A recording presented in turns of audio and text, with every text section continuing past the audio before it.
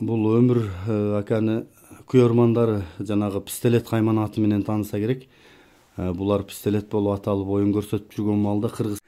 Ассаламу алейкум достор, улуттук спорт каналынын катталуучулары жана жалпы эле жылкы сүйүүчүлөр. Жанакы Сымкат айылына келдим. Бул жерде чоң командаларда ойноп жүргөн Кыргызстан, Өзбекстан, Жалал Абадтын ошол сборунда ойноп жүргөн Өмүрбек аканын үйүнө келдим. Өмүрбек ака дагы жакшы бир аттарды кармап атат экен 2-3 жылдан бери. Ошол бир жакшы өспүрүмүн сатат экен бүгүн. Анан ошол өспүрүмдү тартканча мына Өмүрбек аканын спорт чөйрөсүндөгү ийгиликтерин сурасам, мына ушул комнатада экен.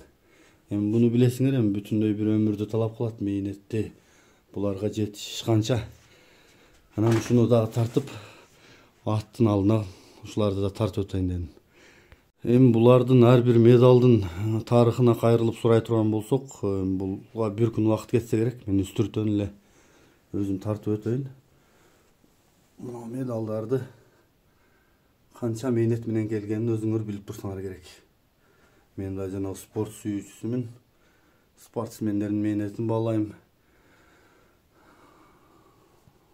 Бул жерде депутат болгондон кийин ардактуу атул дейт. Кубок бар экен. Бул жакта ыраазычылык дейт. Ата-энеси окшойт бияк. Сертификат бар экен. Ардак грамота. Ушундай үлгүлүү спортчуларыбыз көп болсун. Анан да бул киши жакындан бери атка кызыгып, ат кармап, жакшы аттарды чыгарып атат экен. Ал жагына дагы алкыш айтайлы. Болуп аталып оюн көрсөтүп жүргөн маалда Кыргызстанда бир 2-3 ашып барса 4 адамдын эле кайманаты бар экен эле да.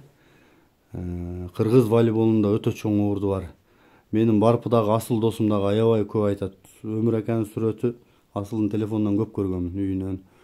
Мына ушул волейбол күйөрмандары пистолет деген кайман аты менен билсе керек. Буюрса алдыда бул Өмүр ака менен дагы бир жакшы чыгарылыш кылып тартайын деген ойлорум бар. Аттары тууралуу, анан ушул спорттогу басып өткөн кыргыз волейболундагы орду тууралуу да жакшы бир жаштарга чыгарылыш кылып берейин деген ойлор бар. Мынакей достор, Бишкектин турган жеринен да тартып өтөйлү. Анан тала жакка чыгарып, аттын маалыматын толук алып, ары бери бастырып чаап да көрсөтөбүз. Ага чейин карбол электе туяктарын да көрсөтүп коеюн. Бир кол жакшы караган экен да.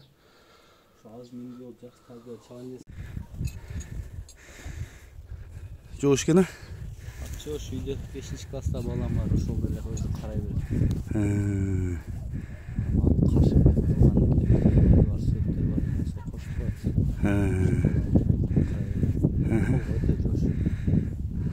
тиштеп, жанагындай вообще жаман өнөрлөр жакшы. Нары жетелешин эми, Эрболот.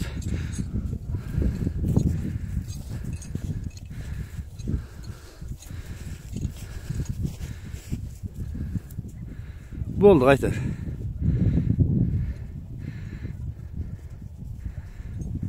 Сүйрөп кетем деген кылыктар жок экен, а? Жок.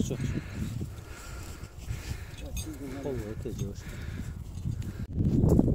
Ак карга көзүң карагат, алдыңа менсең аргымак. Сымкаттан барып суу каргын, атагы чыксын буданың деп бир партияларды кошуп баштайын, а? Ассаламу алейкум достор. Улуттук спорт каналынын катталуучулары жана жалпы эле жылкы сүйүүчүлөр, көкбөрү күйөрмандары Сымкат айылында, азыркы Жыгаш Коргон айылындабыз. Бул жерде мына ушундай болгон өспүрүм, бир агабыздын өспүрүмү сатууга чыгат экен. Аябай бойлуу да, сындуу да экен. Ушул атты көрүп турсаңыздар, мен сиздерге маалыматын алып берейин. Ат ээси менин жанында. Ассаламу алейкум ака, дагы бир жолу. Атыңыздын маалыматын айтайлы. Качан келген, теги кандай, каяктан келген? Теги бул өз Бишкектен келген. Местный. Анан мен алганда английский менен кыргыз жылкысын аргындашкан деп. Канында таза кан бар экен да? Айткан мен алганда ошондой деп айтышкан. менен колумда 1 жылдай болуп калды. Азыр жашы канча? Азыр жашы 3 жаш. 3 жаш. Жазга 4. Жазга асы экен да? Жаңасы. Жакшы экен. Буну кандай кылып атасыз? Тарбиясын жөн эле минип же улактарды аралаштырдыңызбы? Жок, улактарга аралаштыра элек. Мен өзүм ат кызыгы эле кармаган үчүн. Улактарды чабып колуман келишинче эле.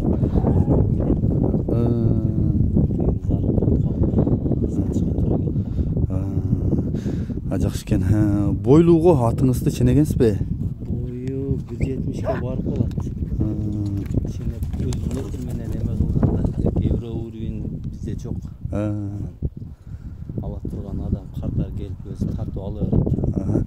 Эрболоттун бери кайдачы, анан жанынан да тарталы. Анан сен боюң канча деп аттың Эрболот? Мен боюм 1.80. Түшүп бир ченеп көрбөйлү. Көз өлчөмгө. 1.80 болсо, ошондо канча дейсиң атты? Өзүңө метр кылырды. 1.70 барып калат экен. Чындыгында бойлуу да ат экен. Үстүлөр кандай, Эрболот? Үстү толо да булат.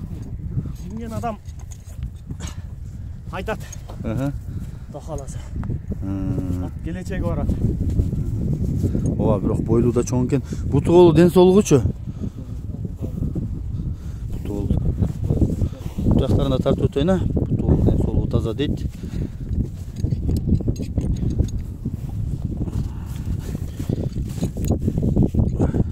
Тишин көрбөс койлу. Макул, көргөзсүн.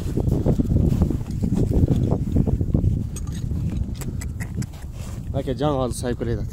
Жазгасы экен, үстү жок экен, Жок, бул эми сайып атат. Жакшы экен. Арка жагынан көрөсүз. Арка жагынан да бастырып чаткактарын да тартып коеюн ба? Англис жылкысы менен кыргыз жылкысы аралаш экен да, Бишкекте. Мойну да узун экен. Төштөрүн да көрүңүздөр.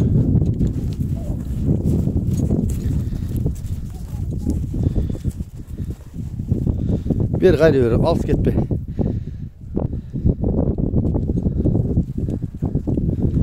Болду, эми тотуп тур эл бу. Дагы өзүң минген катар кошумчалай турган маалыматтар барбы? Мен минген катар булат.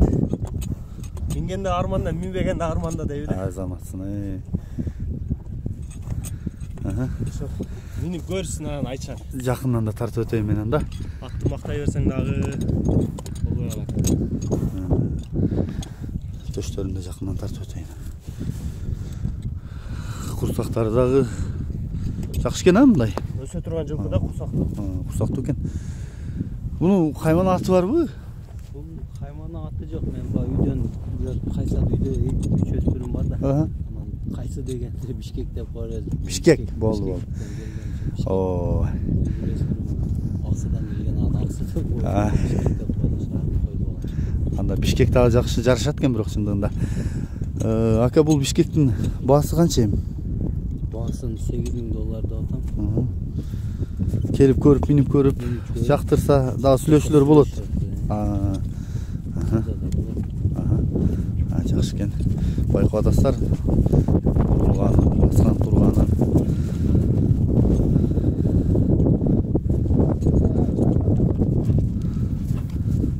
Повороттор эми жайында. Бурулгандарда ооз дагы жеңил экен, Ооз да жеңил. Электе мен өзүм жакшы барган үчүн.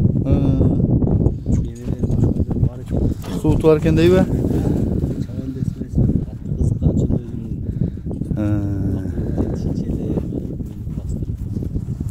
ат сүйүүчүсү катары эле кармайт экенсиз да? Ошондой эле.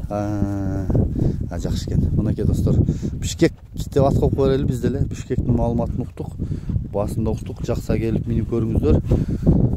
Чындыгында бойлуу да, сындуу да ат экен.